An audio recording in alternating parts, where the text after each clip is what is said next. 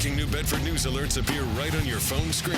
It's the WBSM app. I got the app. I got the app. And it's powered by Flagship Insurance. 1420 WBSM.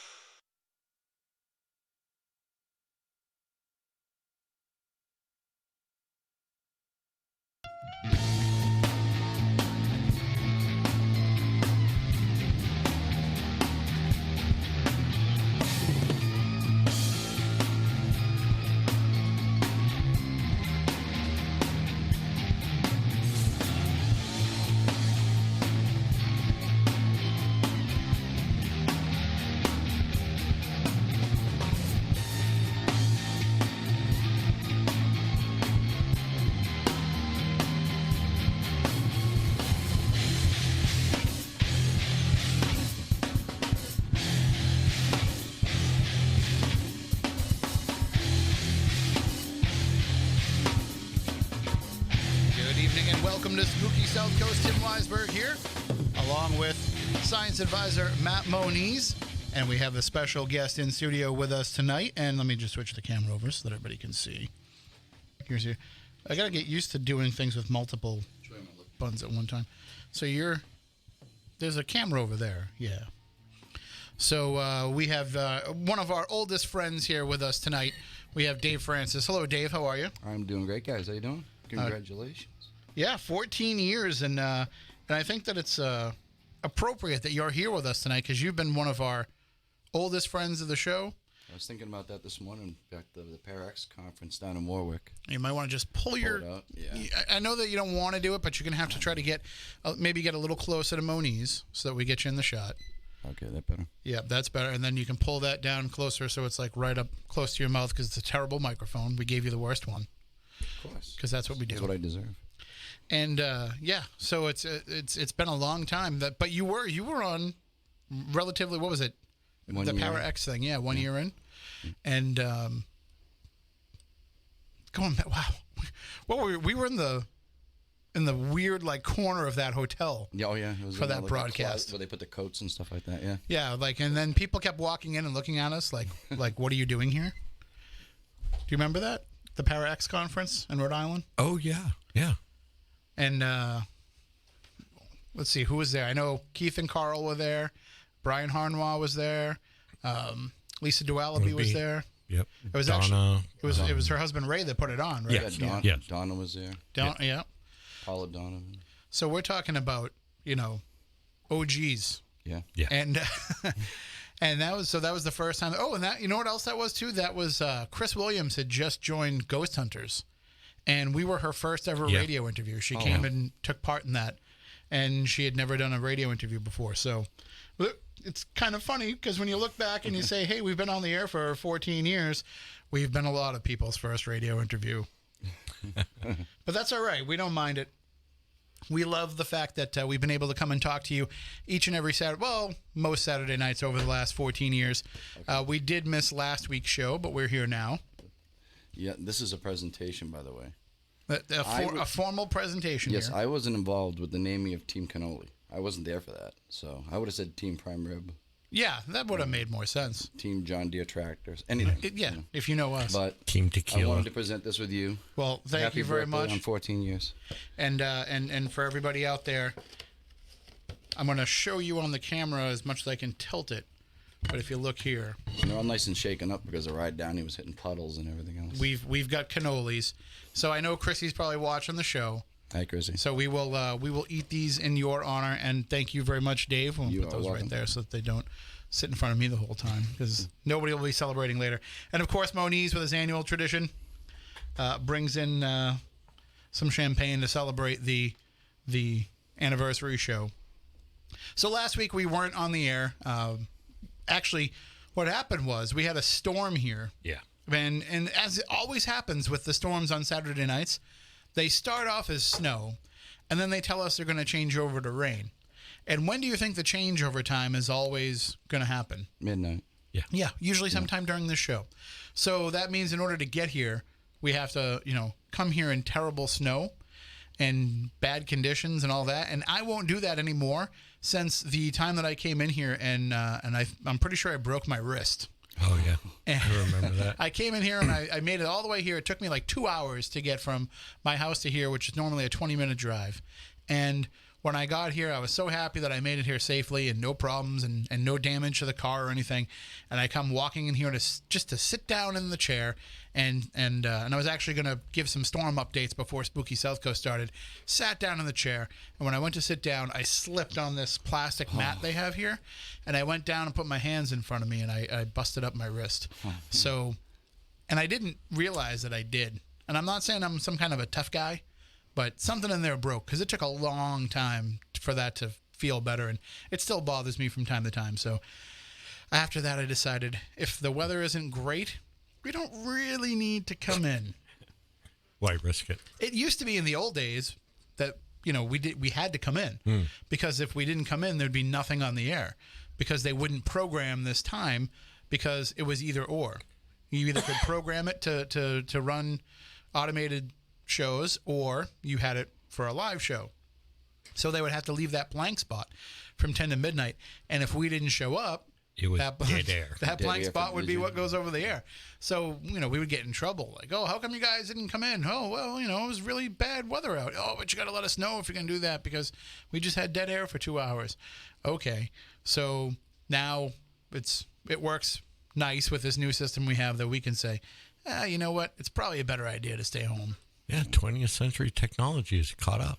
And when everything is all... Think about that one. I know. When everything is all good and ready and when they get stuff... Because they're going to be redoing stuff in here. But we just built some new offices in the building, so those are done. But eventually they'll come in here and redo the studio. And when all that stuff gets kind of put into place, then when that happens, we can just do the show from home. So...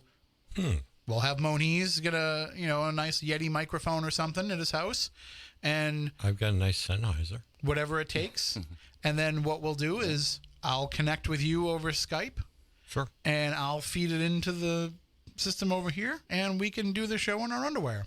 Yeah. Well, we have done that in the past. But then we got the cameras. We had to stop. People thought it was weird. They're like, it's okay if one of you shows up in your underwear, but not both of you. Then we just worry about what goes on during the commercial breaks. But yeah, so this is our 14th anniversary show. We are going to, talk about some current state of the paranormal type stuff. Dave being a paranormal investigator. Dave's one of the first people that we worked with as a researcher who was an independent researcher. Somebody who said, I'm not a team player in this case. And I want to do this work on my own. And, that was, I know, appealing to Moniz because that was something he'd been doing for a long time. So I remember, though, when you would come on, we would get emails from people. I never thought of that. What? I never thought that I could go out and do this stuff on my own. I thought I had to be part of a group. No. Back in the day, it was just independent people because you couldn't find anybody else that was as nutty as you. Did you ever think when you started, either of you, that someday we'd be talking about this kind of stuff on the radio and having thousands of people listen? And No. I didn't think I'd be doing it after the first time I went out. I think that I feel that way about a lot of things that I do, but I don't know if the paranormal was one of them. Definitely the first time that I had screwdrivers at a bar. I thought that was probably going to be the only time I would do that. And so far it was. Okay. Bad memory. I tried to make up for an entire day of dehydration by, if I'm going to drink, I'll drink screwdrivers because juice will help replenish me. And no. What it will do is it will give you severe throat burn when you have to throw it up later. But anyway, we'll talk about that. We're also going to have a special guest joining us in just a little bit as well because, I don't know, you guys got any news to report? Anything going on the last couple of days that we should talk about? Because I think I got something. Some dude's getting impeached somewhere. I heard something that's about happening. that.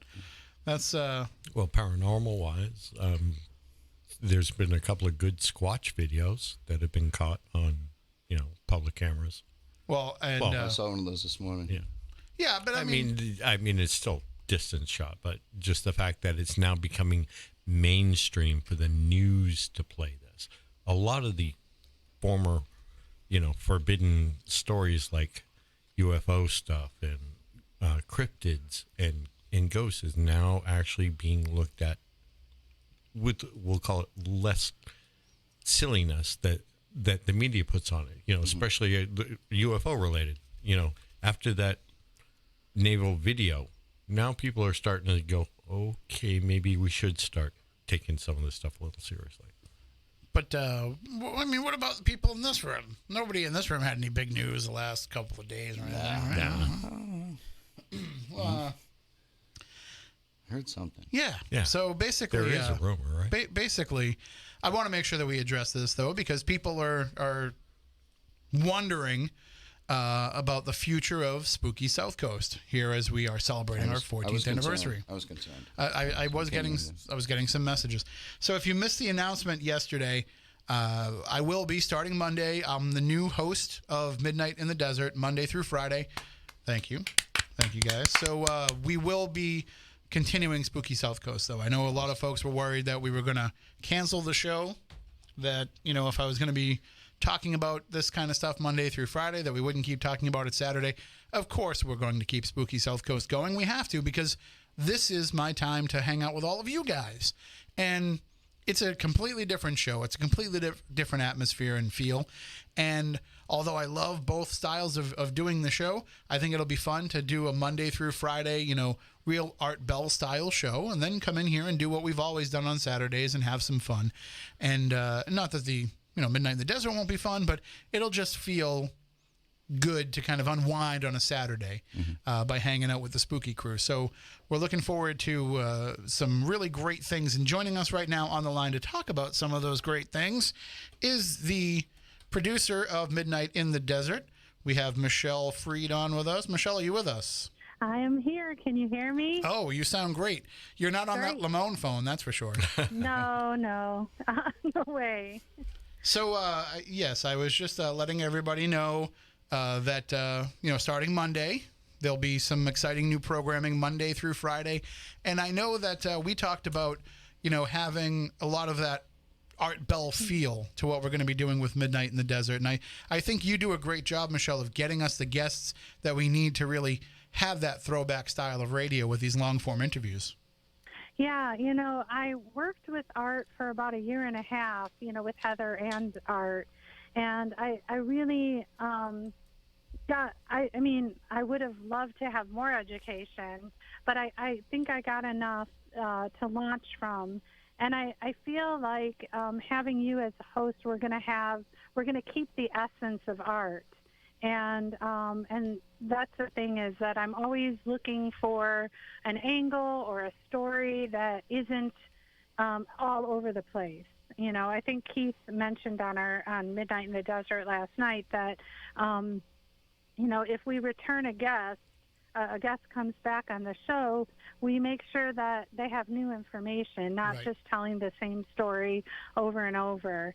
And what I love is that you really have a good way, a gentle way of really pulling out information from people. They feel comfortable.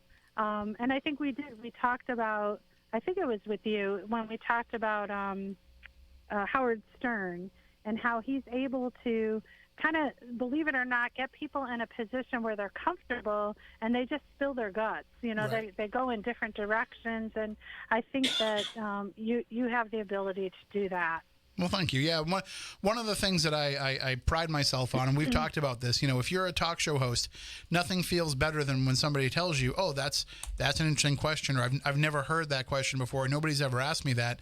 And sometimes it's just a platitude. Sometimes it's just something somebody say to stall so they can start to think about what they want to answer with.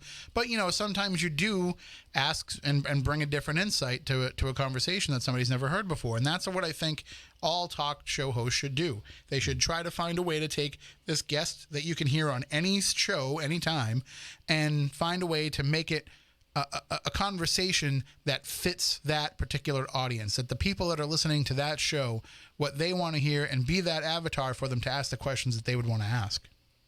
Yeah, and I would like to add to that also is the fact that it's important to hear people's story, not hear their stories, not really judge them, if we believe it or not believe it. Everybody really gets a chance to be heard. And, we also talked about that. We talk a lot. But we also talked about having, letting the listeners decide, do they want to believe, do they not? It's not really our place to make a judgment if the person's, believable or not. Our job is to report a story. And so I kind of, that's in the back of my head every time I'm booking a guest. And I think Dave did a great job of, righting that ship. We know what happened with Midnight in the Desert after Art's passing. We don't really need to rehash all of that stuff, but we know that it was in a state of flux. And he came in and he set the tone, and he straightened out the ship so that this thing could fly right and keep going. Mm-hmm. And and it's just he's got a lot on his table, and maybe with all of the the way that he has brought some of the topics into that show, it brought in a lot of stuff that you wouldn't have thought to talk about before, and it put it into some new directions. And we know that he's doing that on TV with the Holzer Files.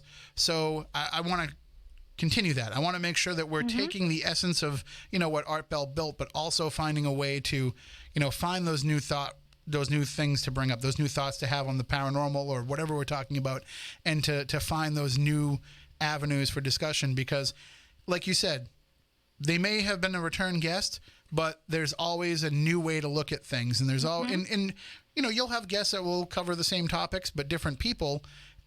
And we want to have people that are bringing on different thoughts and different ideas. We don't want to just basically come out and be like, so many other shows are these days, where it's greatest hits radio, where it's like when you go to see Van Halen, they're not playing the new songs, they're playing the old songs, and that Dave's going to sound terrible when he does it. David Lee Roth, I mean, not Dave Schrader. Yeah, of course. And so, we don't want that. We don't want somebody just coming out and, doing the what do they call that? The summer fair, the summer festival circuit, where they're just trying to make a buck. We want the people that are coming and bringing new ideas and making people think.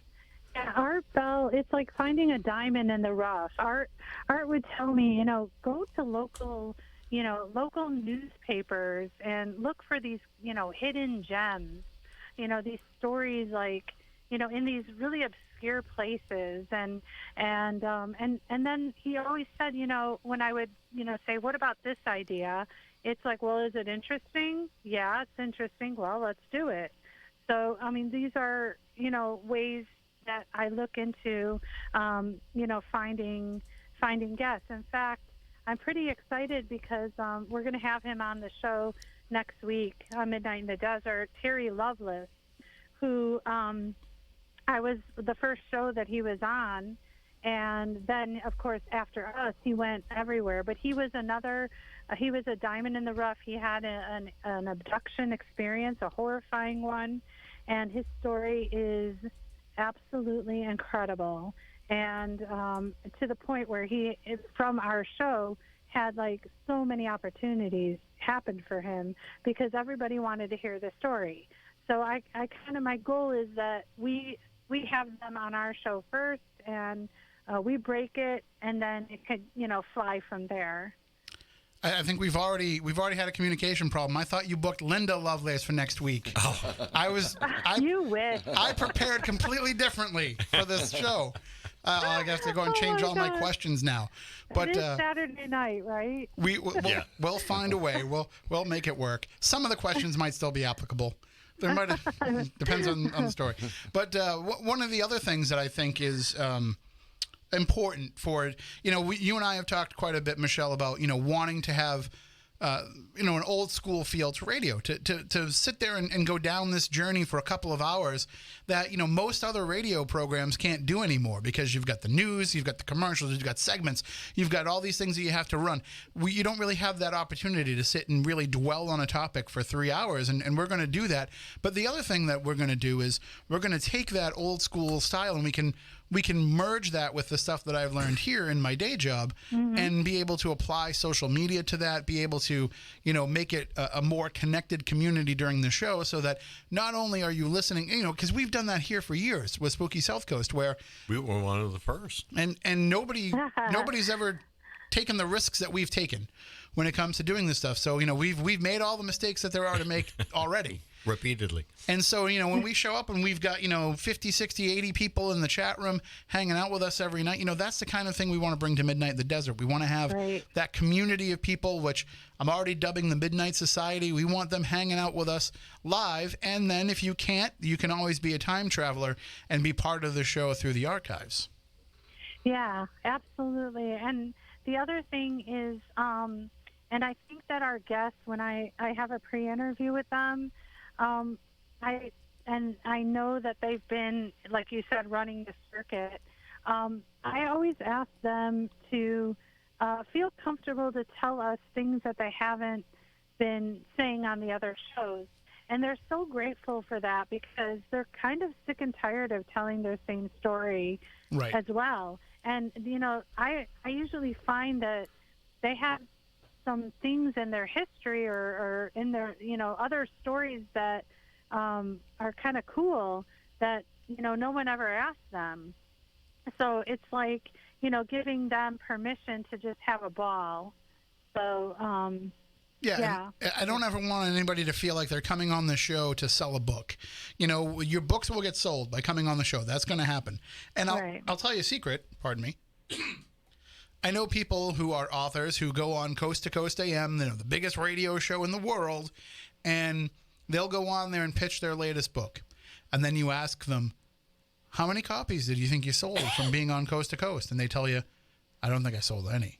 Like, looking at the numbers, I don't think I sold any. So, people say, oh, they're coming on to pitch a book, but, they're not. They come into this knowing that it's not like they're going to get paid off. We don't pay guests. No radio show pays guests to come on. It's something that you're doing for them for promotion.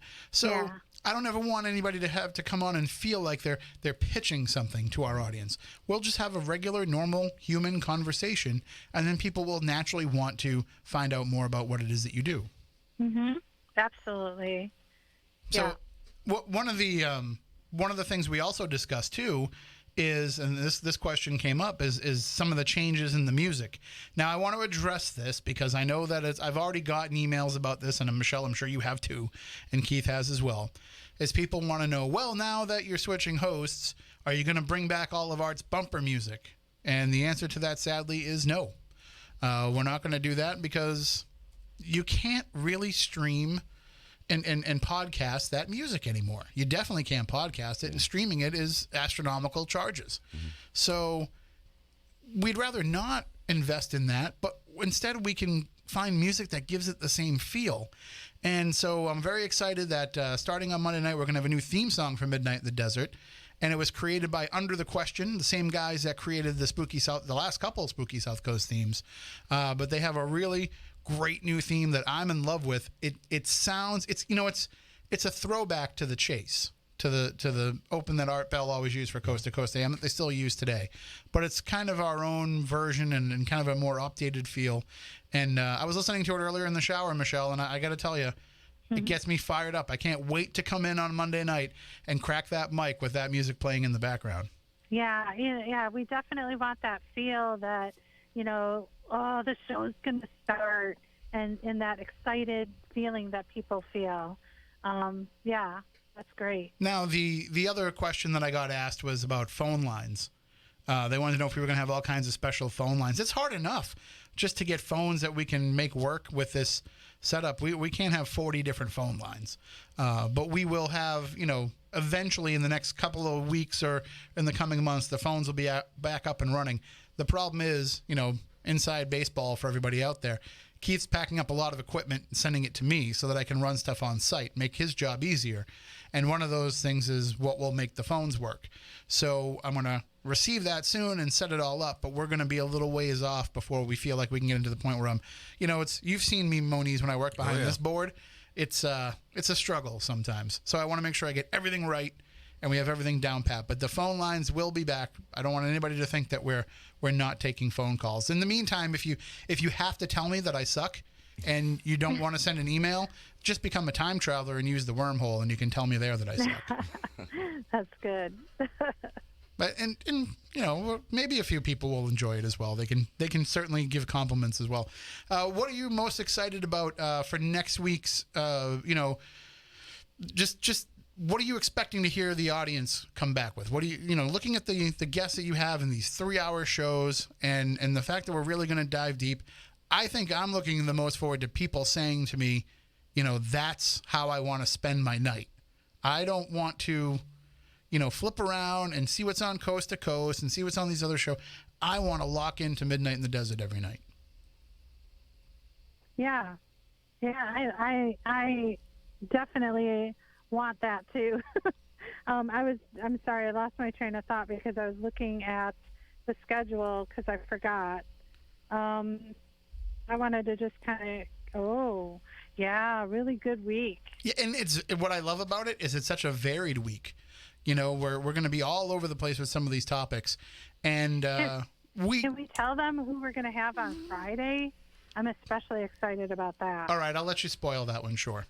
Okay, so Bram Stoker, the author of Dracula. No, it won't be him, but his great-grandnephew, who is also an author. How do you pronounce his name? Docker Stoker? I'm not sure, but I'll make sure I ask him before. Yeah, I'll find out. But yeah, so he writes books on Dracula, and he's going to talk about his great-grandfather or whatever. And I'm so excited to have him. It's going to be a cool show. And you asked me, you know, as you're putting the shows together and trying to find the guests, you asked me, you know, what topics don't you want to cover? Or is there anything that you don't want to talk about or anything that you particularly want to talk about? And my answer was, just keep bringing it. Yep, just keep bringing it. Because in all the times that I guest hosted, you found fantastic guests. Sometimes I'll admit, I was like, I don't know how this one's going to work. But then by the time we make it happen, it turns into something that I sit back and I'm like, wow, that's one of those ones that I feel is, you know, one of the better shows that I've done. I'll never forget the guy, and I don't remember his name, but you booked the guy who was, and you know, breaking the fourth wall again. We did it as a pre-record, but we had a guy who was going to talk to us about these alien ships on the sun. Oh, yeah. And I said to you, I don't know if I really buy into this one. And we got into that show and started talking. By the time I was halfway through the conversation with him, I was like, well, maybe. I know. I love when you're all of a sudden you come in and you're like, this is the craziest thing. And then you start becoming convinced. It's like questioning your humanity. And hopefully we don't get to the point where I almost kill any guests again either. Oh, that was bad too. Should we have him back, Mr. Black? I think we have to have Mr. Black back just because people keep asking me if he survived. Yeah, so we need to prove to them that he's alive. I don't know if you caught this one, Dave. No, I didn't. So what happened was we had this guest on, Mr. Black, and what was he talking about? It was like like alternative history and stuff like that. Yeah. And he started getting into some of the idea that humans were evolved from aliens, and talking about some of our the way that our hands are developed, you know, and how it doesn't make any sense that if we were evolved from apes, our feet would look like our hands, and our feet wouldn't be flat. And I said, but our feet would be flat because of all the weight that we put on them when we walk. That's how form and function works. And as soon as I questioned him about that, all of a sudden he just started going into this coughing fit. And well, it was working up a little bit, though. Yeah, it was like all of a sudden he was like not finishing sentence and heavy breathing. And then I really didn't pay that much attention, but I think you sent me a note like, is this guy okay? And so we're just kind of paying a little attention, but not really getting worried until what you're talking about, until this moment. And what's funny is, I could hear it, happening. I could hear that wheezing. And I'm thinking to myself, I'm not thinking anything else except you did this. Like you put him in this state because you questioned him, you SOB. And then what happened was, it got to the point where he was coughing so bad. I said, well, why don't you take a moment and get a drink of water, and I'll stretch for a minute. And so I'm sitting there kind of vamping on the microphone a little bit, waiting for him to come back. And he comes back and he sounds better for a couple seconds. And then it starts to get worse and worse and worse. Oh. And then it gets to the point where it's almost like a full blown like panic attack or asthma attack or something. And I say to him, like, I think we better let you go, sir. Like, you need to seek medical attention. And I had to tell him, like, please hang up with me and call 911 immediately. Right. And so then, I think, I don't know if anybody knows the real inside story. I hung up with him. I'm stretching for the last couple of minutes. You guys know I can talk if I need to. Oh, yeah. And so as that's happening, like messaging Michelle, like, can you please call him and see if he's okay? And Michelle's trying to call him and he's not answering the phone. Oh, I'm freaking out. And she's telling me he didn't answer the phone. And I'm like, I just killed a guy on the radio. Yeah. I mean, if it's that... the first time that Ezra, no, because it's not the first time, right? That I killed somebody? No, not you. Not you, but somebody died on the radio. I think we had a show like the night before that talked about somebody. They were talking about. Oh, right. They were talking about people who died on stage. Yeah. And Mm-hmm. Well, and there's been people who have outright died right on television. Not the people who've committed suicide on live TV aside, but there's been people who have just on direct television. There was a news reporter recently was shot. There was one. I remember there was one news anchor that just in the middle of reading a story just keeled over and died. Who was that other woman that she had some sort of? It wasn't a stroke or anything, but it was like a speech thing. She was out in front of a sports complex and she was talking, and and then it was unintelligible. There was couldn't understand her. That other one too, the baseball play-by-play announcer that just started talking like random stuff that made no sense all of a sudden, and he basically was having a stroke on a live microphone. And oh my God. He was just like talking all this random stuff, and they were like, what's wrong with you? And finally they figured out what was going on. They turned the microphone off. But yeah, so I mean, it has happened, but thankfully it didn't happen that night. Mr. Black is still alive, at least as far as we know. And at least he was the day after, right? When you talked to him. Mm-hmm. So we'll have to... He didn't have a heart attack. He had an asthma attack. And I did tell him that we'll have him back, but maybe I'll give him a call. just let him know this time that I may question take the albuterol. Yeah. I may question some of his statements, but it's not personal. There's no need to have an asthma attack over it. Right. That's why, famously every time, we screw something up, what does Keith always say? No one dies. And so far he can keep saying that. That's I don't know. Right. As long as Mr. Black comes back, we might put that at risk. So absolutely. So I'm really excited for what starts off next week, Michelle. I think we're going to work great together. I think we're going to really make the audience think. We're going to give them a good time. We're going to give them a reason to come and hang out with us. And just like what Dave was building up, we're going to keep it going. But just now we'll be able to take it in some different directions as well. And, of course, Dave's not going anywhere. He's still part of the Midnight in the Desert family. Just as I was more than happy to fill in for him whenever he needed me, he said that he's going to be ready, willing, and able to fill in for me. The only catch is, we'll be working around his Holzer file schedule. But I think it'll work out. Maybe by the time he gets done filming that, I might need my first night off. That's right. That's right. So we'll definitely be hearing more from him, and of course we'll have him on when season 2 of the Holzer Files is getting ready to premiere. So it's going to be, just the family's just growing a little bit. That's all. That's right. That's right. Well, I'm going to say good luck, break a leg. I'm so happy to be working with you, and already we have so many plans coming up. Almost February is almost completely booked.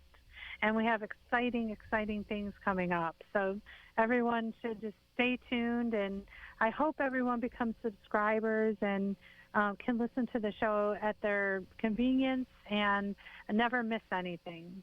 Absolutely. Well said. Thank you so much, Michelle, and I will talk to you probably tomorrow.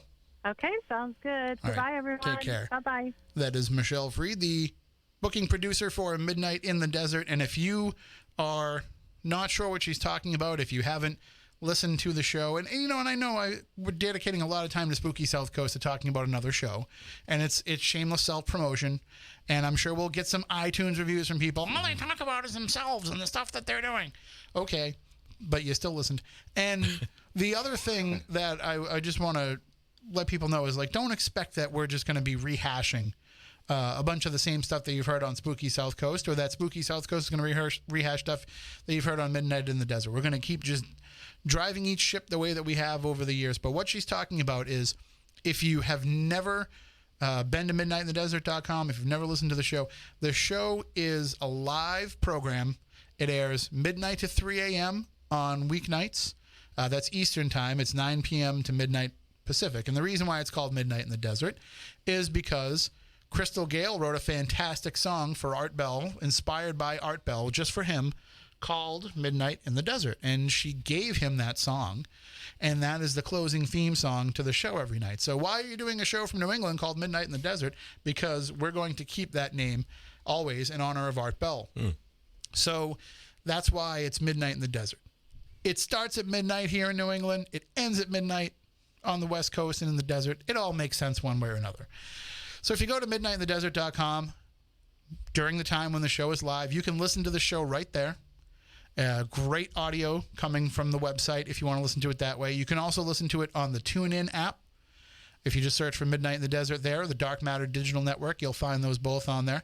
You can also listen to it on the Paranormal Radio app, which I'm sure a lot of you use to listen to Spooky South Coast as well. It airs live on all those platforms for you to be able to listen. If you live in the area of Pahrump, Nevada, you can listen to us on our flagship station, KNYE, out there as well, Art Bell's former station that now the wonderful Karen Jackson owns. And you can hear the show live that way. But if you can't listen live, maybe you work during the week and you have to get up early, or you got to get the kids ready for school, and you can't stay up till 3 a.m. here on the East Coast, you can become a time traveler. On the Midnight in the Desert website, you can sign up right there. It's a subscription-based archive system. So a lot of you listen to Spooky South Coast, you know that we have put up nearly 600 of our shows now for free. They're all there for you to listen to for free. We've never asked you to pay to get the program. We've never asked you for a dime. Now it's time to pony up, suckers. No, but the reason why that we're able to do this show for free is because I work at the radio station, and we're able to come in on the weekend and use the equipment and be able to put everything out there. So it doesn't really cost us anything outside of the website and the podcasting service. So we're talking about, a couple of $100 a year, which now we're able to offset with the money that we make from the YouTube ads. Yeah. So everything kind of works out, and it's a wash.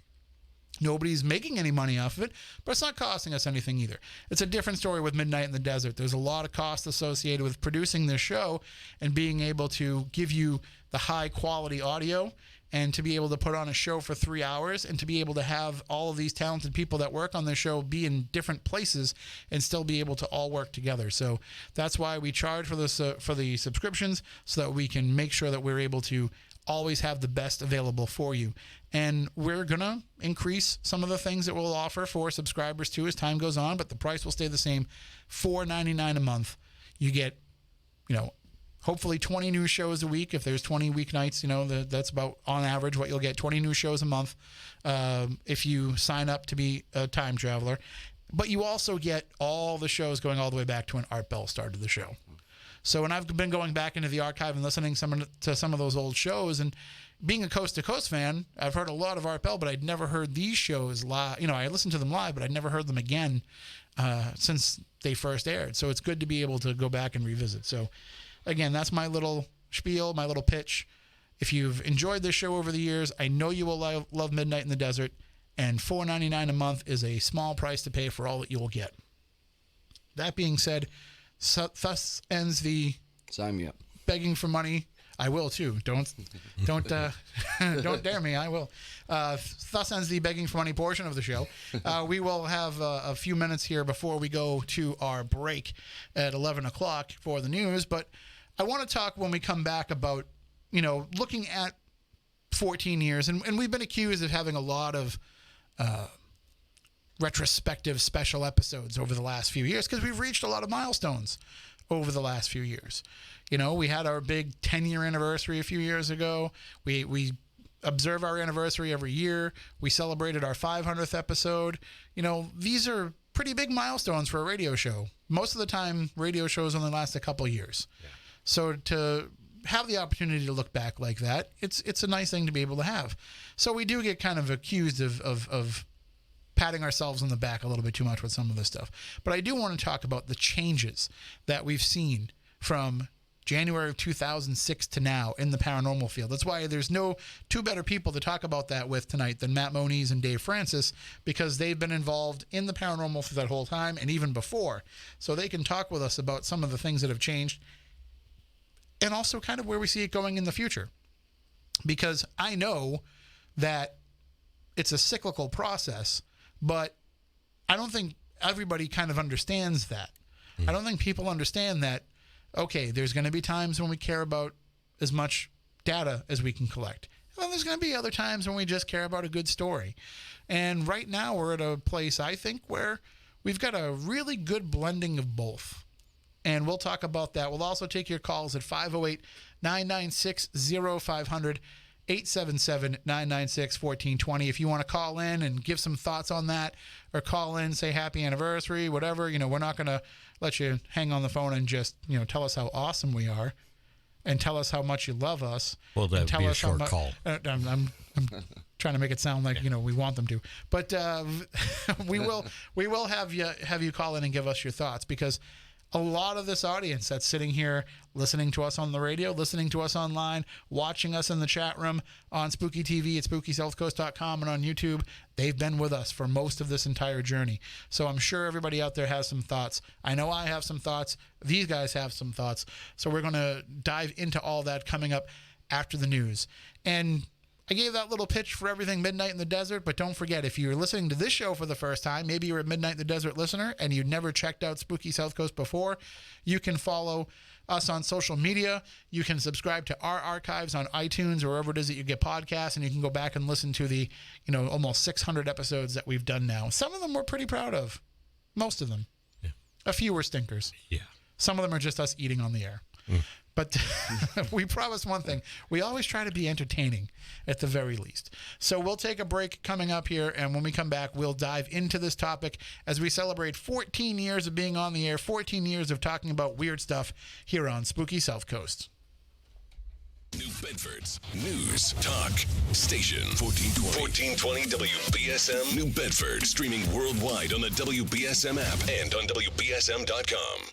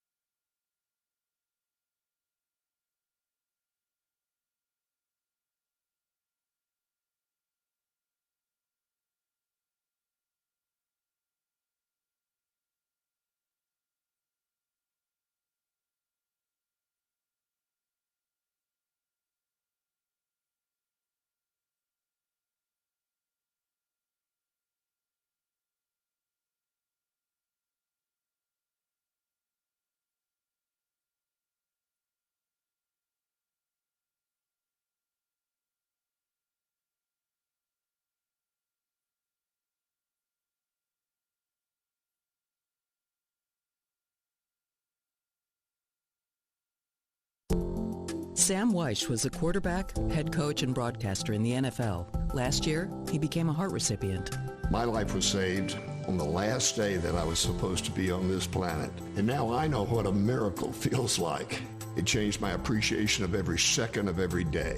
I don't know who donated that heart, but my new heart gave me a new mission in life, and that is to get others to sign up to be organ donors. The most common thing I hear when I ask people why they haven't signed up is, I don't know, I just haven't thought about it. Well, why don't you think about it? Think about the life you might save or the life you might enhance. There are over 130 million people that have already signed up. They're men and women, all ages, all races, and they have one thing in common. They want to save lives. Please sign up to be an organ, eye, and tissue donor. Go to organdonor.gov. U.S. Department of Health and Human Services, Health Resources and Services Administration. You are not your diagnosis. And vision loss does not define you. Your drive defines you. And we are here to let those challenged with blinding retinal diseases know that we are driven too. To be a beacon of strength. A champion of courage. An advocate for hope. And we are stronger together. We fund. We fight. We win. We are the Foundation Fighting Blindness. Join the fight at fightingblindness.org. WBSM.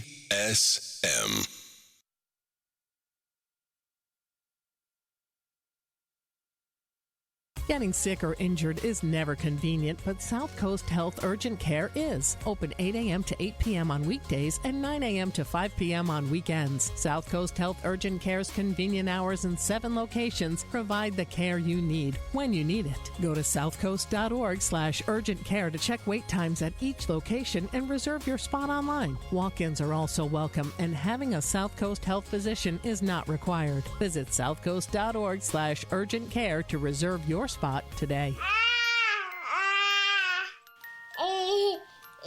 To some people, the sound of a baby babbling doesn't mean much.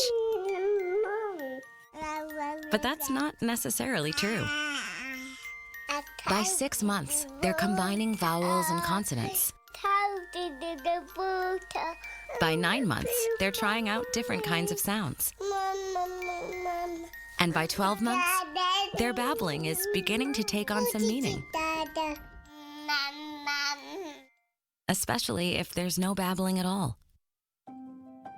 Little to no babbling by 12 months or later is just one of the possible signs of autism in children.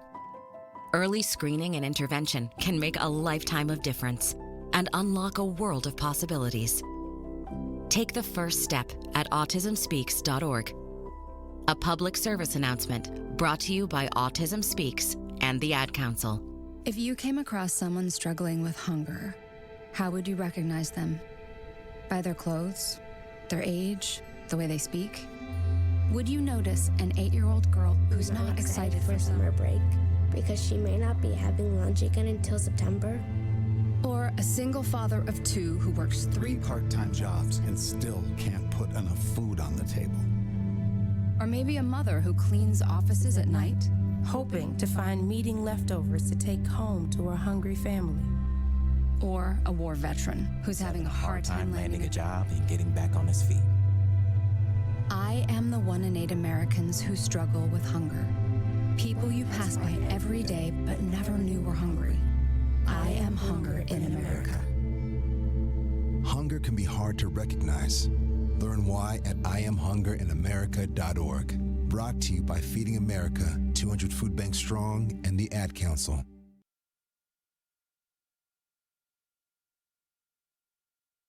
Paid for by Case Legal Media. Attention farmers and landscapers. Have you or a loved one been diagnosed with non-Hodgkin's lymphoma or other forms of cancer after being exposed to weed killers such as Roundup? The manufacturers of these products failed to warn the public of potential cancer risks and hid the information as proprietary trade secrets since 1981. You may be entitled to significant compensation. Our network of attorneys are ready to fight for you. Call 800-684-9874 for your free legal consultation. Again, that's 800-684-9874.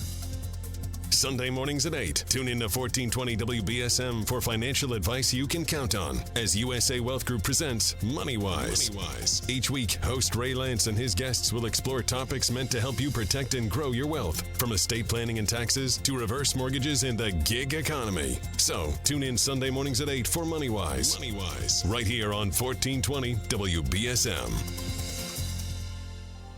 Vision loss is not something that you feel until it happens. Most people lose their vision from diseases like macular degeneration and glaucoma, not at birth. With macular degeneration, you lose your central vision. You have a blind spot right in the center of your face, so I can't actually see your face. So even that little circle in which I could see became a big blur. I was 65 when I first was diagnosed with glaucoma. There were no symptoms.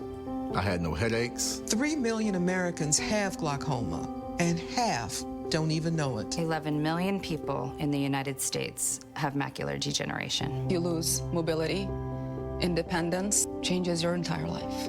So many eye disorders can be treated if caught early. My husband tells me that I have beautiful brown eyes, and I don't want to lose that. Make a plan today to get your eyes checked. Visit brightfocus.org to learn more. Eating, working, living pain-free. These are a few of the things many of us take for granted. Yet for many United States military veterans, finding and affording oral health care is a challenge. Dental Lifeline Network is looking for dentists who can change this. Will you volunteer to help people like Richard, a U.S. naval veteran who suffered severe PTSD after his service? He was left homeless for a period of time, and his oral and overall health are suffering. Because of congressional limitations, the VA can't provide the dental help he needs. Through our Will You See One Vet program, we focus on helping U.S. military veterans like Richard. Now we are seeking more general dentists and specialists to donate treatment to at least one veteran with special needs. When you volunteer with DLN's program to see one vet, we handle the details so you can focus on the care. If you are a dentist or know a dentist, please share this message and help us make a difference in the life of a veteran in need. Visit willyouseeonevet.org to learn more. That's willyouseeonevet.org. You are not your diagnosis. A medical chart is not your identity. And vision loss does not define you.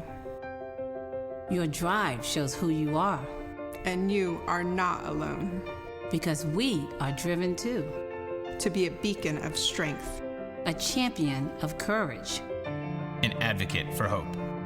You are not alone. Because we are stronger together. We drive the research for the cures we are finding. We're fighting macular degeneration, retinitis pigmentosa, Usher syndrome, and the entire spectrum of blinding retinal diseases. We fund. We fight. We win. We are the Foundation Fighting Blindness. Together, we are fighting blindness. Join the fight at fightingblindness.org. Ladies and gentlemen, we have arrived in Philadelphia. Local time is 3:05 p.m. and the temperature is 67 degrees. At this time, you are now free to use your cellular devices. You know that feeling when you get to turn your phone on after the plane lands? You can have that feeling every time you drive. Make sure your cell phone is stowed away whenever you are behind the wheel. Visit StopTextStopWrecks.org, a message brought to you by the National Highway Traffic Safety Administration, Project Yellow Light, and the Ad Council. New on the 1420 WBSM app, real-time instant app chat. Send your messages directly to the hosts in the studio. Download the WBSM app.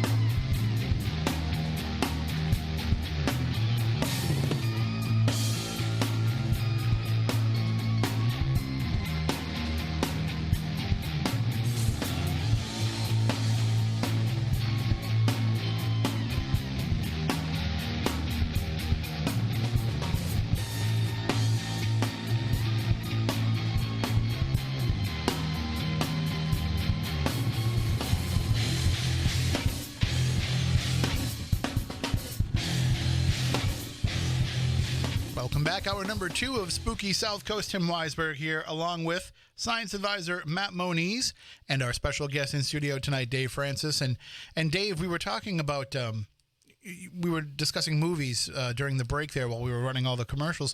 And you had mentioned, going to the drive-in theater to see the new Star Wars film. And it's kind of funny that we're talking about the stuff from when we were kids kind of making a comeback now, people want to go to the drive-in to see a movie.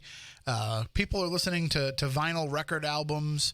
There's a cyclical nature of things where the stuff that, even Star Wars, we were Star Wars obsessed when we were kids, and now kids today are Star Wars obsessed.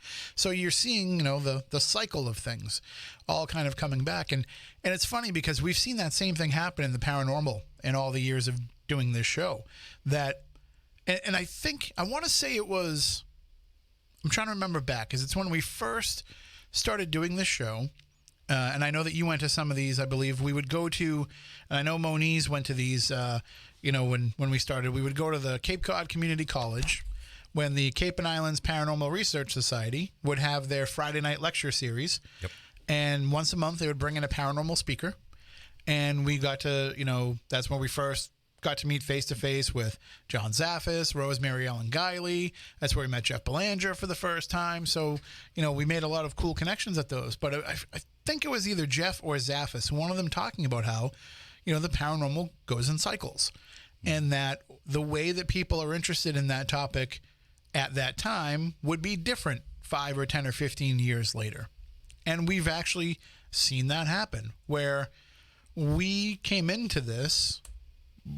So 2006 was 2 years after the premiere of Ghost Hunters on television. Mm-hmm. 2 years after people started to realize, you can go out there and I'm going to use air quotes on the radio, scientifically look for ghosts. And we're at a different point now in research, but we've gone to, at least, in my mind and what I'm seeing, back to some of the stuff that was before those days, before people saw the TAPS methodology on television, where it's just as much about the story as it is the data that you can provide, the evidence that is the word that people use. But, it's just as much about the experience now as it is about whatever you can use to prove the experience. Mm-hmm. And that's something that, Moniz, you've probably been doing this longer than Dave. I don't know. We'd have to, you think so? Well, yeah. All depends upon, what you consider doing this. I started reading about the stuff as a young kid. And when I mean young, I'm talking 8, 9 years old, and reading it into, my early tweens. So that would put it in the 70s. And I started physically going out and doing stuff. The actual date was in 1985. So yeah, he's got me beat. Yeah. So in that regard, then, in your initial stages of investigation, you were just going out and collecting stories from people, really, right?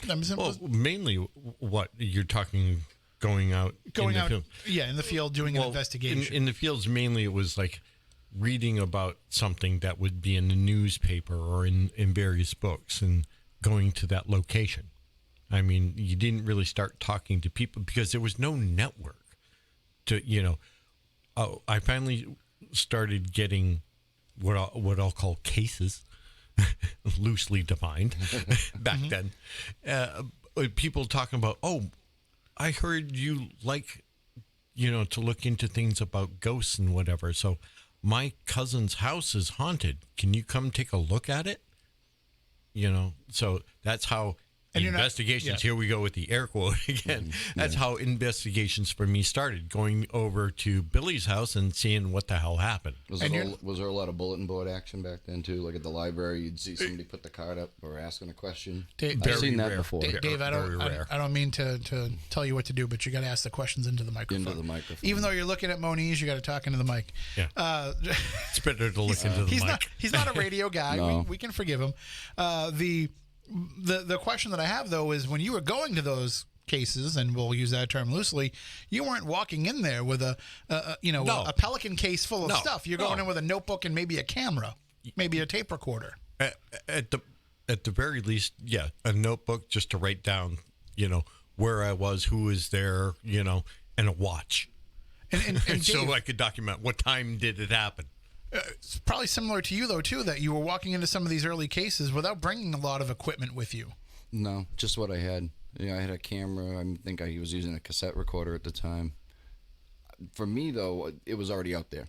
The networks and stuff were out there. Taps was out, and that's what got me like, wow, people do this. They get together and they do this stuff. So it was easy to find a group and stuff. So I jumped in and everybody had cameras and everything kind of running. But the thing is, when we're going into at least with me, when we're going into cases now, I don't want to bring all that equipment anymore. Yeah. The equipment thing started probably the early 90s, or at least for me. I know Hans Holzer was using equipment and, the Warrens and everybody else back in the early 70s and even before. Right, but there was no, standardized of what you would use. Everybody was trying different things. Right. And you had the way that the Rhine Institute would do things and stuff like that, but there was no prosaic formula for what we're doing. I helped start a group in 1991 called Project Find. That's back when I was college at Bristol Community College. That was like one of our first real paranormal groups where we got together, and it wasn't just ghosts. We studied UFOs, and it was, Bigfoot, anything and everything that was considered paranormal. Mm-hmm. So, we wrote up protocols for what we're going to do when we, get this kind of case and that kind of case, and, And then never got those kind of cases? Well, some we did. Okay. But it was all new to us because nobody knew what the hell to do. Right. Yeah. And I think one of the things that's changed between then and now is, 30 years ago. I still don't know what to do. I'm going to be honest with you. It's that cycle you talk about. Yeah, I got into the travel. You got to have the meter. You got to have this. You got to have this. And after coming around again, no, you're right. I don't want to bring all that stuff with me. I need to get my eyes, my ears, and everything out there first. It totally dehumanized what is a very human experience. And don't get me wrong, I'm not saying if you are going out there and doing an investigation tomorrow that you shouldn't bring the stuff that you invested all this money in, but what has it gotten you in all of these years of having it? I mean, nothing that I've caught in all the years that I've been doing this, which is, 14 years because Moniz made us go out into the field. But in all the years that I've been doing it, I've never caught anything that's really changed anybody's mind. Other than your own.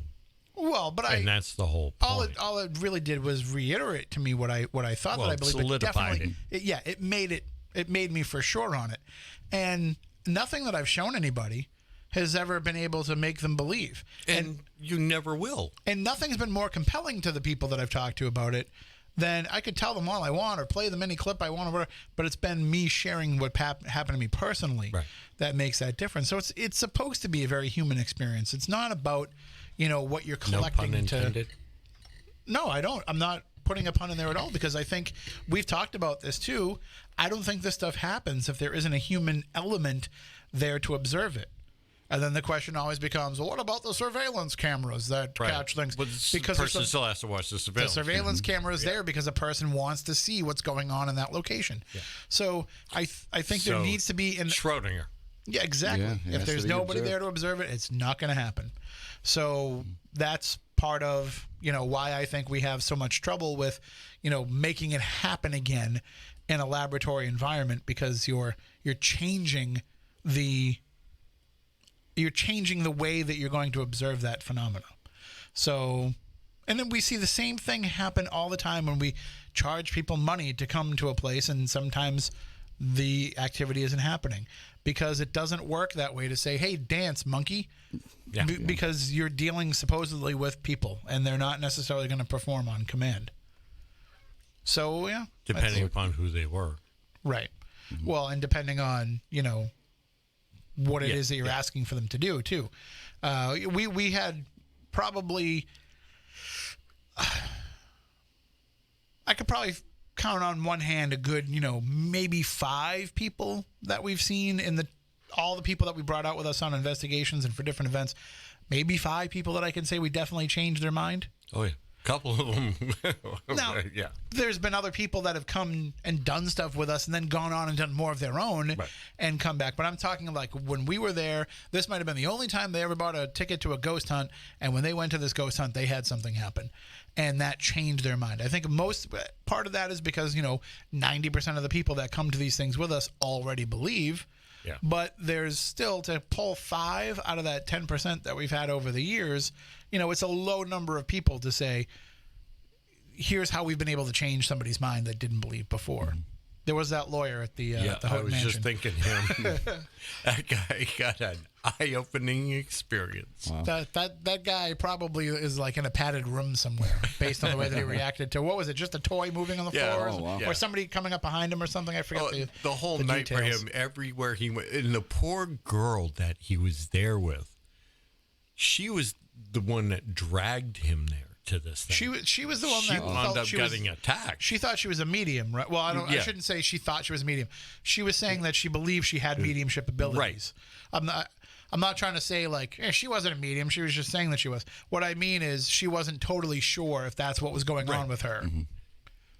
Yeah, but basically she wasn't selling tickets to a gallery. But when she got there, if I remember correctly, she was the one that when we tried the psychomantium experiment, she was the one that went in there and had the complete replay of the Houghton accident happen before her. In that psychomantium, that closet? That had something my brother and I, we kind of tried to escape. When we went up there was one of those TAPS events, so there was a whole ton of people in the building. And everywhere we went, there was like 40 people, 30 people. Yeah.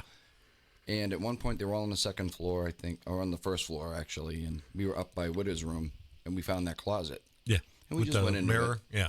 Yeah, and we had something happen in that closet that we didn't know happened while we were in it. To us, it sounded like a piece of wood snapped or something.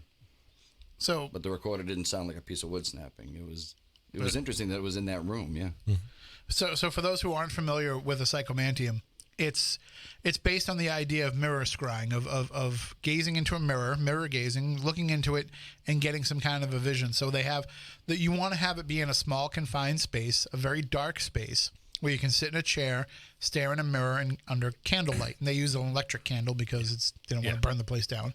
But you sit in this closet and stare in a mirror in the dark with just a candle under your chin, and you stare at your reflection, and visions will come to you.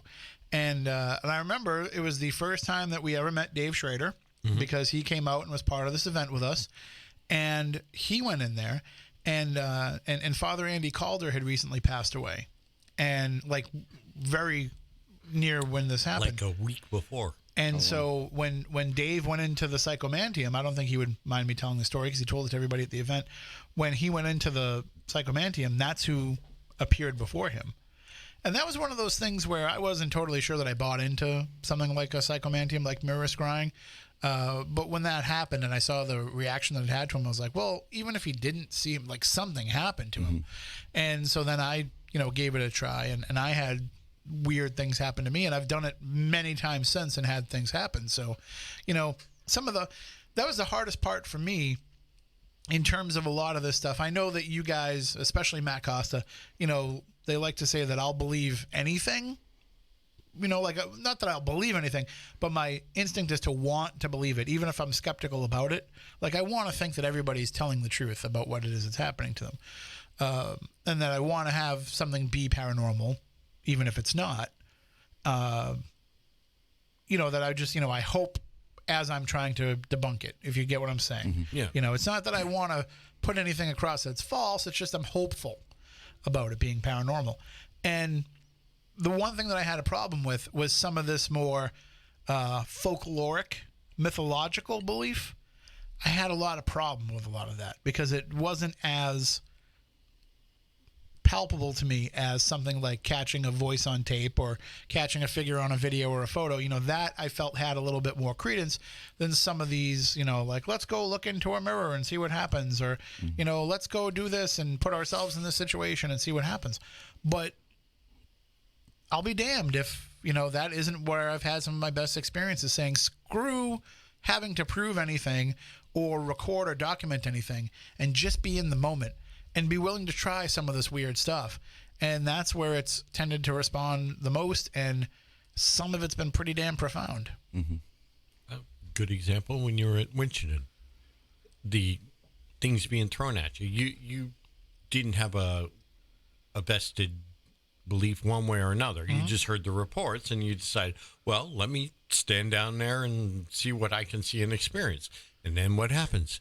You get stuff chucked at you, didn't you? And what happens in that place then? It becomes, one of our go-to spots to have stuff interact with us. And it wasn't because we were worried about catching something on film.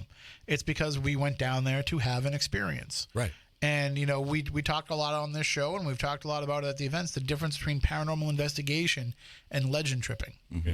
And the line has become blurred for a lot of people now. When Jeff Belanger started pushing the legend tripping aspect, and make no mistake about it, people, he was the guy that started talking about this. Yep. When he started pushing, now everybody talks about it, but it was a combination of Belanger and Chris Balzano that were really pushing this idea in those days, 2009, 2010. Mm-hmm. And so when that term first came out, it was a dirty word to a lot of people in the paranormal. It was, no, I'm not a legend tripper. I'm a serious investigator. I'm not just, I'm not here just looking to have an experience. But in the end, that's exactly what they're doing. Mm-hmm. Right. They're just trying to, put a little bit of lipstick on that pig. And now we see it where it doesn't matter. Like, I think a lot of the people that I know now that are out investigating, they can have a little bit of both in the course of the night, and they're fine with it, and they just recognize each one for what it is. I can't tell you that this is, an actual documented scientific thing that happened, but I can tell you about this experience that I had. And the fact that we're willing to share both of those stories and both of those perspectives sounds far less crazy to non-believers than to say, I'm only out there looking for scientific evidence that the ghosts exist.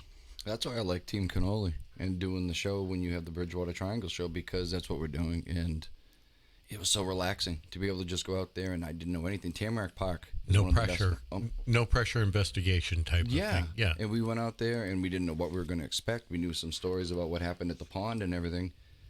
But our experiences happened elsewhere in the park, and we just weren't ready for it. And it was more than one set of eyes watching it. It was the most amazing thing to just have everybody kind of go, what is that? What is that? Now, I don't want to figure it out. I want to watch this happen. Mm-hmm. You being somebody that's steeped in this for a long time like me, you know that no matter how much you prepare with the camera and the recorder and whatever, you're still just as spooked and unprepared for things when they happen, no matter whether you have all the gear or not. Oh, exactly. Yeah. It happened to us at Anawan Rock. Yeah. I thought something went in front of us, and I'm telling myself it can't. Now it's pitch black back here. Right. I didn't see anything. But I get scared for a second. I had to tell the person next to me, I get the heaves here. This is... Yeah, well, and I think that is part of the key, is when you go out on an investigation, you're going, and I'm talking like if you're trying to conduct it as a full-on investigation, you're going out there and having a mindset of, it's going to take something pretty good to bowl me over, But when you're just going out to some place and been bowled over. Well, literally, yeah. But when you and we have been in bowling alleys too. Actually, we have. Yeah, we've both the Quickershan Club and the up in Lenox. That mansion. I was just there. Yeah. Venford Hall. Oh, Venford Hall. That was where we saw those legs walk by the window, where it would have been too high for legs, and that was in an old bowling alley. So maybe there's something connected to bowling. But anyway. So does that mean we should go next door? Maybe. Let's go to Wonder Bowl after this. I think they're open till 1. The thing about that is, you're putting yourself into this already in this mindset of it's going to take something strong. And when you're just going to a place and saying, let's just go see what it's like. And if you just go somewhere to be in the moment, and while you're there, you say, you know what, while I'm here, let me pull out my phone and turn on my recorder, or let me take a few photos. I think you probably get more in those instances than you do when you're coming in with the full team and the DVR set up and everybody's got their matching T-shirts on, because you're you're experiencing it instead of investigating it. And I think that that's a very important distinction now that we can make that people weren't so willing to make before. You know, it only would happen if you investigated it. That's the only time that you could say that it was definitely for real. Yeah. Now, people have no problem saying, I just had this experience and it's enough for me. Well, the reason why people go to investigate places is because people keep having experiences there. Exactly. Yeah. So the fact that, you know, it's happening to people just in every mundane, run-of-the-mill, you know, daytime activities or nighttime activities shows you that it's not acting because you've got your cameras there and you got your recorder. It's doing what it's doing. Mm-hmm. The fact that you've come there now with cameras and recorders is just ancillary. And those cameras and recorders and different meters, none of those are going to do anything different than what your own senses can do. Mm-hmm. You know, if you're tuned into what's going on. Exactly. This aggravates the hell out of me. People think that they have equipment there for, you know, documenting the experience. I have to explain this to people whenever we do these events. The reason for having the equipment is to augment your natural senses. Right. It should be an extension of it, not exactly in place of. If you're lucky, it's a secondary validation if you have right, an independent secondary validation, but it just augments your senses because, you know, IR cameras see wavelengths of light that your eyes don't. The sound recorders will hear, you know, frequencies that your ears can't. Mm-hmm. You know, you have thermometers and EMF meters that work like your skin, feeling temperature, and electromagnetic galvanic responses that your skin has. There are even, you know, ion sensors working similar to your nose. And if you're tasting a ghost, you got issues. So, but the point is, I'd rather the ghost taste me, but well, that's a whole different thing. I'm not going to judge. But the whole point is Had the a little equipment. Too much champagne here, huh? The equipment is for augmenting your senses. Yeah. I could be wrong on this, but I'm gonna put this out there as my own observation, and you can tell me if I'm incorrect. But in the footage that I've seen of older investigations, which admittedly means I was watching Hans Holzer footage or Ed and Lorraine Warren footage, and both Holzer and the Warrens made sure that they were front and center of what they were doing. So we'll put that caveat on this.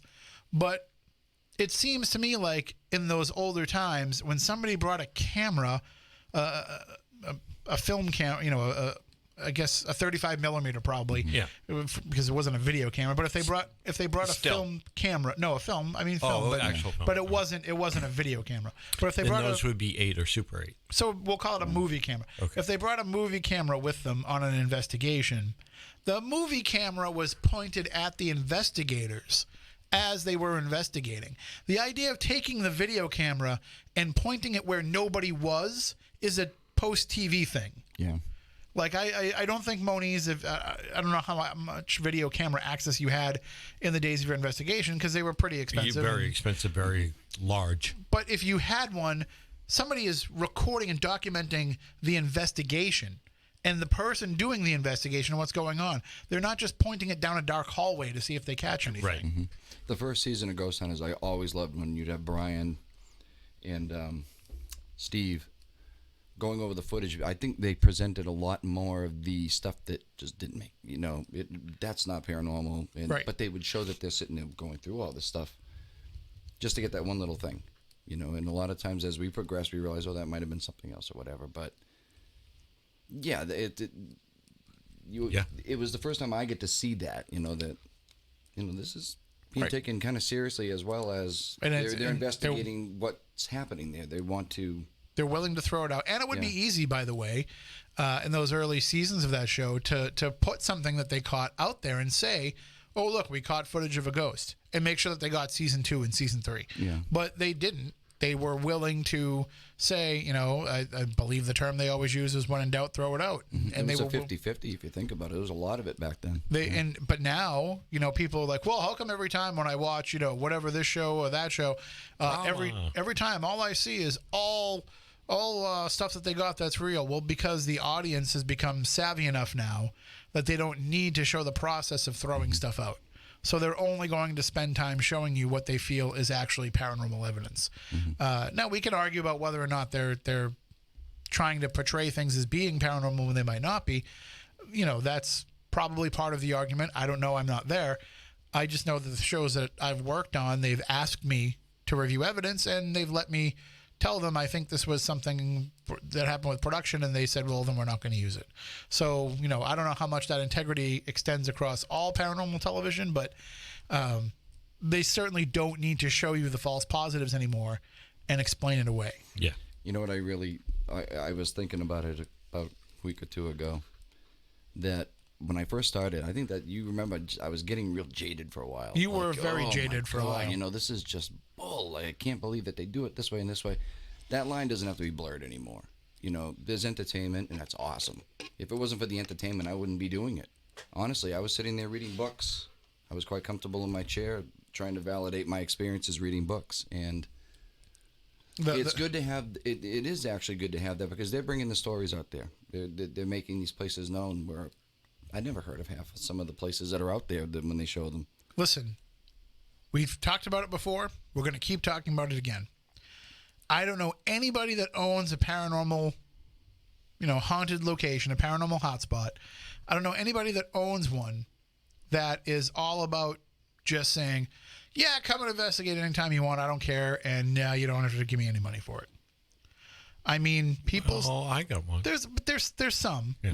but there's also some that you get the chance to work with because you have to understand that we are part of media, and so it's beneficial for them to do it. Yeah, I got it. So, but the big complaint that I hear from a lot of people is that somebody owes it to the paranormal world if they have a haunted place to let us go in and investigate, because we're trying to get to the bottom of this. Private property is private property. Nobody owes anybody anything. And, the other thing, too, is the whole argument about how paranormal investigators shouldn't charge for their time. I do agree with that, because it's not like you're going in as an exterminator and coming out at the end of it holding up the ghost by the tail saying, we got it. But food is a good substitute. Putting that out there. Food is a good substitute. But, for example, this past week I went to Toronto and I filmed a TV show. And a couple of weeks ago I went to Georgia and I filmed a TV show. And I put up on Facebook, hey, I filmed this thing for the Weather Channel. Hey, I filmed this thing for the Travel Channel. People will, attack me for that and say, well, it's nice to see that you're just using this to get yourself on TV. No, you know what gets me on TV? The fact that I can articulate what happened to me in an interesting way that makes people want to listen to what it is that I say. It's how I became a talk radio host, because it's a skill that I have. Wait a minute.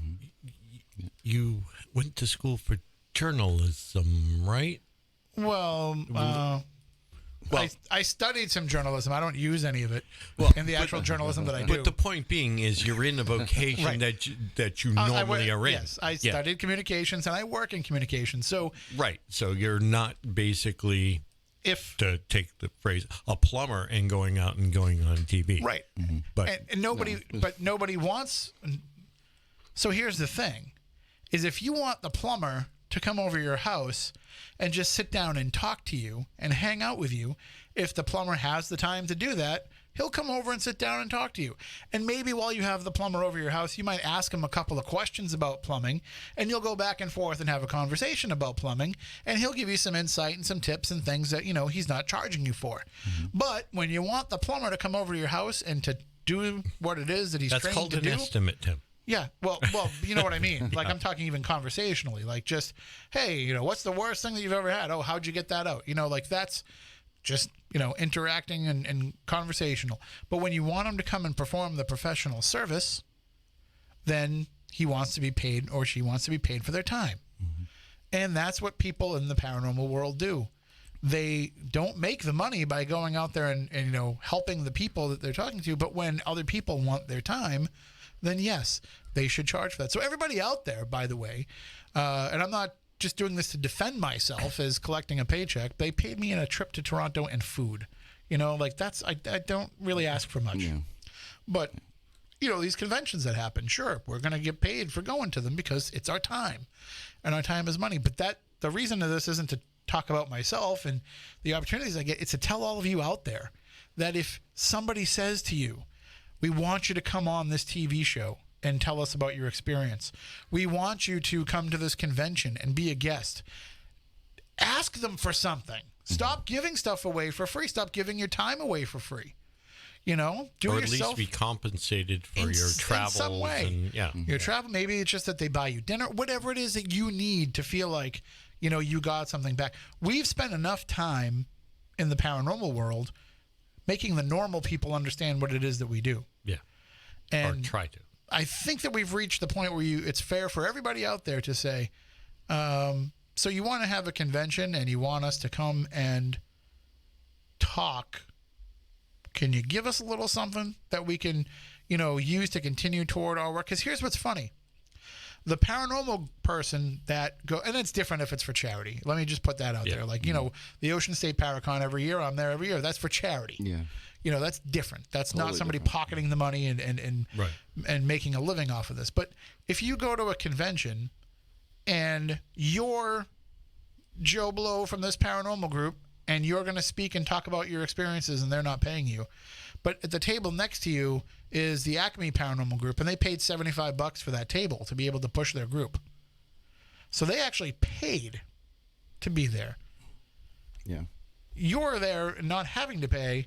You know what I mean? Like there's a discrepancy there. Why are you giving up your time, but these people are paying? Or why is this person getting paid and you're not? So I'm just, you know, soapboxing a little bit on that. I think some of that's cutting chops, though.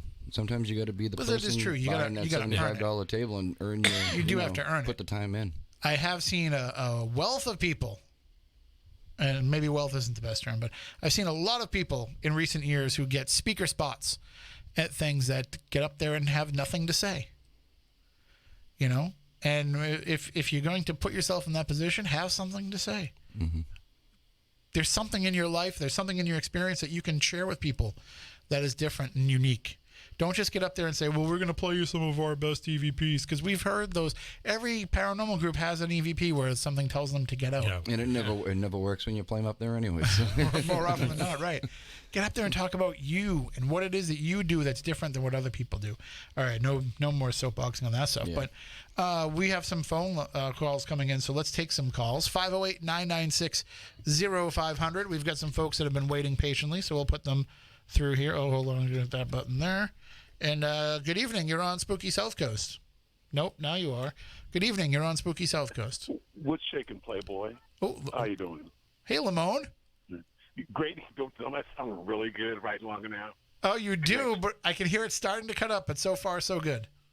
Okay, I'm not going to push it. All right, so I was, all right, I told you in August, I said, I'm going to get you into Dave's seat. Do you remember I told you that? We want you over there. I did that. I did by hook or by crook, or both. I got you in there, so that should be an upgrade in your pay, hopefully, isn't it? So, are you saying that you did something? What did you like cast a spell or? No, you remember in August when I said that you go. I remember you saying it. Yes. Okay. And so it's like, you know, Ollie knows that the Hoosiers files are going to be extended. So the Hoosier files. He's going to. He only investigates in Indiana. Will you be able to do this with Lamone? Can you have like a yearly psychic who will take your predictions? Yes, absolutely. I want Lamone to give us a prediction every year. Okay, well, I'll tell you this. I'll tell you something that happened Friday. Oh, it was a Friday. Thursday. I saw. I know that Tom Brady was in town talking to the owner of the Oakland Raiders. I mean, the Las Vegas Raiders. They were having lunch before they went and signed. He didn't. I was hoping he was going to bring them there. You know, they want a big splash. Okay, and I think Tom Brady would be it. So that's your prediction for 2020? No, I'm just saying. I don't think he's going to be there. I still think of San Diego, but it would be nice. It would be nice. What's the over under on that one, anyways? I don't know. You're talking to a guy that lives in Vegas. Yeah, I was going to say, they get that on the big board now. He'll place a bet for you. Who is this Tom Brady? Tom Brady, yeah, I don't know. Some pagan guy. You know, I don't know. Hey, careful, I'm pagan. Hey, all right, well, that's thanks for the warning. I'm not going to fight over for a slumber party. Lamone, I'm going to ask you this, and please don't take offense in this. What did you do differently that your phone sounds so good? Dave was leaving the show, and I had wanted to make sure I had to represent. Too bad he didn't hear it like that. Whatever you're doing tonight, this is how you must call every show from now on. Okay, I'll do that. I'll have to sit. It'd be it's not that cold tonight hanging off this pole, so it's not that bad. Since I had to climb the pole to get better reception. Be careful when you're talking about climbing the pole in Vegas. That's a whole different thing. Well, I just say work the pole. I had to climb the pole. That's a different story. For shizzle, oh yes, I think that would be wonderful. There's something else I wanted to say. Last night I went to go see the home regency they're having of the Foreigner was here. The first concert they were here, and it was kind of nice. They're going to be here for a couple more months, and maybe you guys will come out here to Vegas and see them. And it was pretty good. I tried to call from then while you were on the phone, but I guess Dave didn't want. I keep wanting to call him Dan, but he didn't want to let me on the phone, so I bastages. So I'm glad. So where's Stephanie? She should be there, especially for tomorrow's such a momentous occasion. I figured Stephanie would be there by hook or by crook. Well, she's got some other stuff going on, but she promised me that she'll be back for the February 8th show. Yeah, I heard that before. I'll hold my breath. Oh, my breath. So February, that's Saturday, right? Is that Saturday? It's usually on a Saturday. Are you going to be doing the Spooky South Coast every Saturday? So until then. Yeah, I mean that's the plan. There's a couple Saturdays coming up where there's some other stuff that's planned, but other than that, we should be doing stuff. I know in March there's a private event that I'm probably going to be attending, and then I have to do a little bit of traveling a little bit later on in the year. So isn't there also a couple of games that are going to interfere with the? Games won't interfere with us anymore. Not until next year. We get to go right over the stream. Oh, okay. So what about the basketball? That's what I was wondering. You guys have problems with that? Like UMass? Nope, we won't. No, any of the other sports stuff that happens now. The way the new system is built, whenever there's a game, we can just go online on the stream. So, it took cantankerous Keith to send that stuff out there to make it possible. That's what I'm saying. Oh, what a wonderful listen, I'm going to tell you what Keith also is sending me. The ability to stream it from my house. So what's going to happen is if you don't stay on topic and you start getting off topic and rambling, Lamone, I'm actually going to be able to turn you down now. So really? Just keep that in mind. Do you like Steve Wilkos show? Just joking. This stuff off topic. All right. So Dave, I remember a long time ago when I called in and I said, "Oh, you look like Tom Hanks from Black Jeopardy." They had on Saturday Night Live. You know what I'm talking about? I know what you're talking about. Yeah, does you look like him? That picture that he had. A little bit. Yep. Yeah, I'm not trying to say everybody looks like Tom Hanks. All right, we're going to have to just cut it short just because we have another caller and only a few minutes left. Two more questions. All right. Are you all right? So you were size 12.5, right? Exactly. Just want to make sure. Yeah, about that. Yep. Depending on what it is. Yeah. I think you'll be happy with what I've got planned for you. And so is that when you come out here in May or March? That when the thing with the meet everybody at the New York, at the Valley of Nye? Is that where you're going to be coming? Well, yeah, I'm hoping at some point. No, in March I have to go to something in Virginia, but we're hoping to try to get over there at some point so that Keith and Michelle and I can all get together and be in one spot and meet with Karen and everybody else out there. So, is that when you're going to come to your dad? Yeah, well, he was the one that was going to help me try to find a cheap ticket. So I don't know if I can come with him at the same time because usually if he goes, I cover. I can't cover for him anymore when he goes on vacation. He works overnights. I can't cover for him. Well, I guess if you want to bring him, I don't know if you want to be cock blocking and stuff like that. Because if you want to bring him with, Paul's old enough to come and hang with us. So we don't want to get him catch a case or something like that. Heaven forbid he comes home with jungle fever. I don't know what to do because usually I just tell him his phone isn't working and I hang up on him. I can't do that now. I know curses. I still feel wonderful. All right, I am going to let you go though because we only got 5 minutes left and there's another call. So okay, and so I guess when you leave, I'll be the host when you're gone. So that's fine. Okay.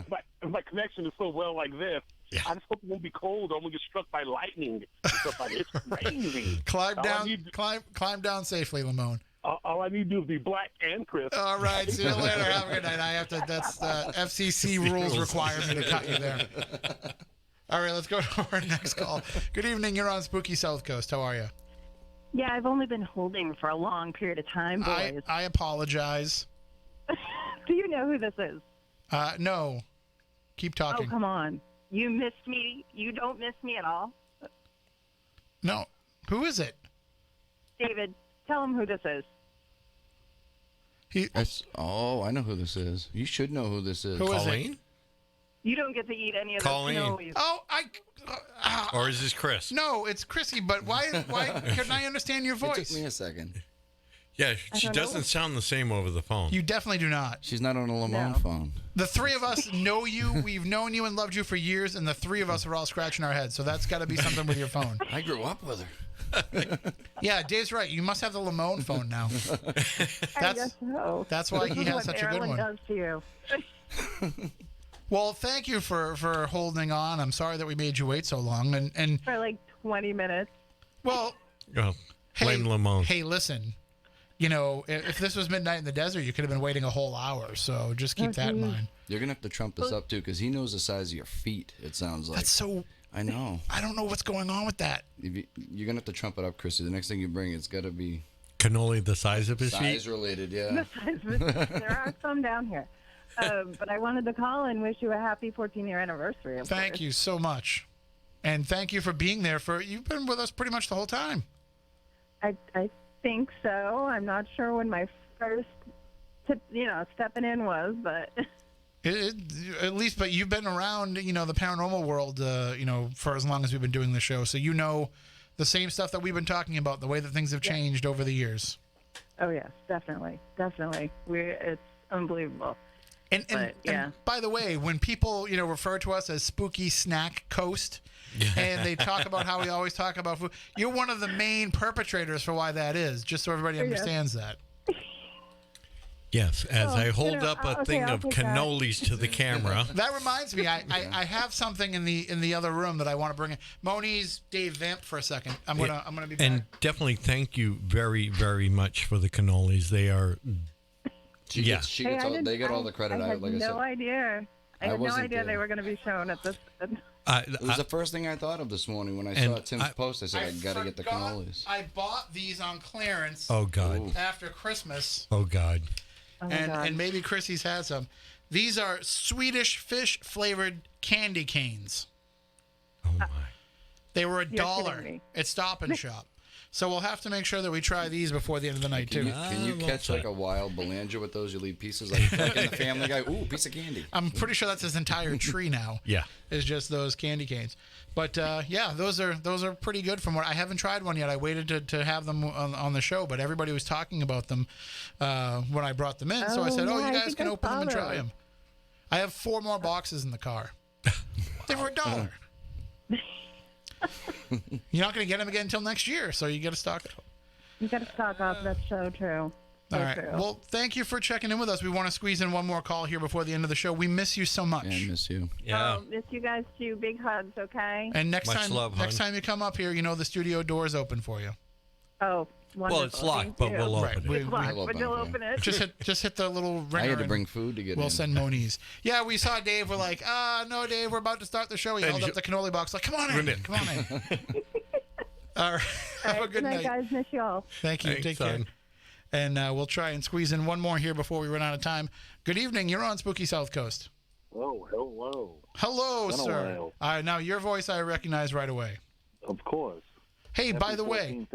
Yes, go ahead.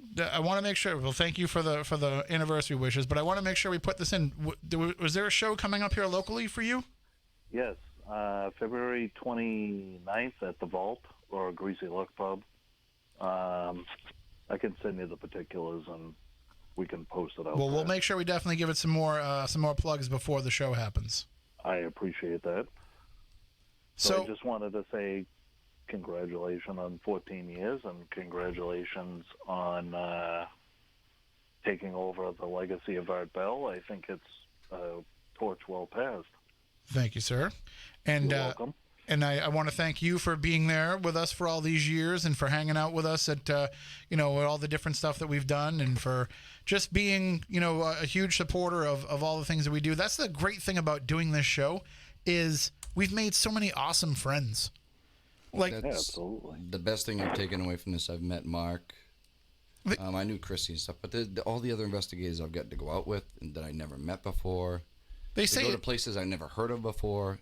They say adults don't usually make a lot of friends. When you get to be an older person, you get to be an adult, you don't really make a lot of friends. Through this show and all the people that we've gotten to meet and hang out with, I have far more friends now than I had when I was growing up. And friends that actually get you. And friends that feel like family, where we might not see each other for 6 or 8 months, but it doesn't matter when we all get together. That's a very good way of putting it. And of course, the magic of the internet, we can all kind of gather together and hang out over this virtual campfire every Saturday night. Yes, just as long as we're not playing magic. Right. And also making sure that whatever Lamone's doing, he keeps it limited to only good things. If he was able to get me the Midnight in the Desert job, I'd hate to think how quickly he could get me out of that job. Well, it's kind of funny, though. You had Swedish Fish today, and I have to raise a question after being where I was today with Swedish family. Are Swedish Fish actually really Swedish? I don't know. I mean, I haven't heard them talk yet to know. Well, they don't taste like lutefisk. Well, I've seen the Grey Buffet. It's not very good. This says Ohio on it. Yeah. Yeah. Well, there's Swedish people in Ohio. Could very well be. There's Swedish people everywhere. I just want to know, though. I just want to know what kind of fish it is. Like, is it Swedish cod? Is it Swedish halibut? It's probably pickled herring if I had to take a stab at it. That's true. That's probably it. Speaking of pickles, real quick, dill or bread and butter? Definitely dill. But like I said the other day, the real debate is bread and butter banana peppers or dill banana peppers. Oh, I've only had regular banana. I haven't had bread and butter banana peppers. I'm a big banana pepper fan. I'm gonna have to try those. Yes, maybe it's a South Florida thing. I don't know. Have you had maybe the? Howie Carr can bring back some for the studio. I'm sure he will. Have you had the ghost pepper pickles? I haven't tried those yet. Ooh. I have not, but I try to shy away from the ghost pepper. Yeah, the last time I'm on the back nine of life. That stuff now, it is not the same as it was on the front nine. The last time I ate something that spicy was when we did the chicken wing challenge here, and you can see the video of it on the Fun 107 YouTube channel. And I'm pretty sure that I have an ulcer that I didn't know that I had, and now sometimes I just randomly will get these pains in my abdomen.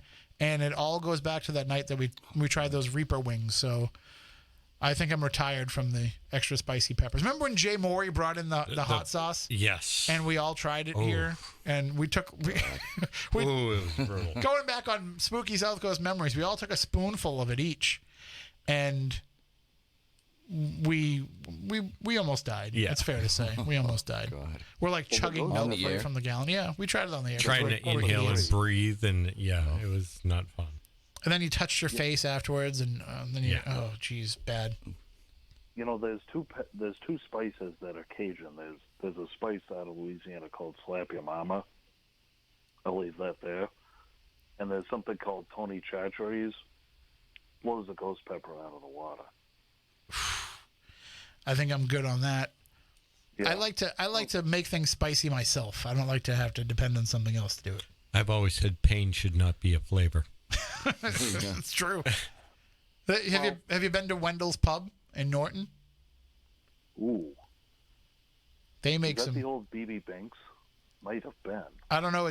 No. I think it's always been this. It's right next to Wheaton College. Okay. And they claim to have their suicide wings are supposed to be the hottest around. Matt Costa and I went in there one day, and we were coming back from a food show when we used to work as cooks, and we stopped there to have something to eat. We wanted to have some of these famous hot wings, and I asked for the suicide wings, but I asked for them boneless. And the lady yelled out from the kitchen, "I can't do boneless suicide wings." And I yelled back, "Why not?" She said, "Because you're going to hurt yourself." I was like, "I don't care. Just do it anyway." And she did. And they came out, and I took one tiny bite, and I was done. I ate 4 like baskets of rolls after that, trying to calm it down. And side note, while we were there, their soda machine broke, and Matt Costa like got on his knees under the bar and like he fixed the whole thing for them. Like he saved them the trouble of having to like make a service call, because we worked at a diner where stuff was breaking all the time. So he fixed the whole soda machine. You think they would have like helped us out and like taken something off the bill, but they didn't. Anyway, we brought those wings back from the pub and we put them in the fridge at the diner where we worked. And you know how spicy stuff, when it's hot, when you put it in the fridge and it gets cold, it just gets more spicy? Yeah, everything gets stuck on it. So we brought those back and we put them in the fridge. And one of the dishwashers comes in, little like 15-year-old kid, and he's like, "What's that? Like, it's supposed to be the hottest chicken in the world, or the hottest chicken in New England, or whatever." He's like, "I'll try that."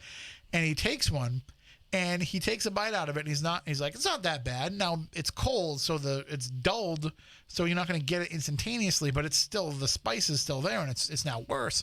So he proceeds to eat the entire chicken finger because he wasn't tasting it at first, and then after about 30 seconds, it kicked in.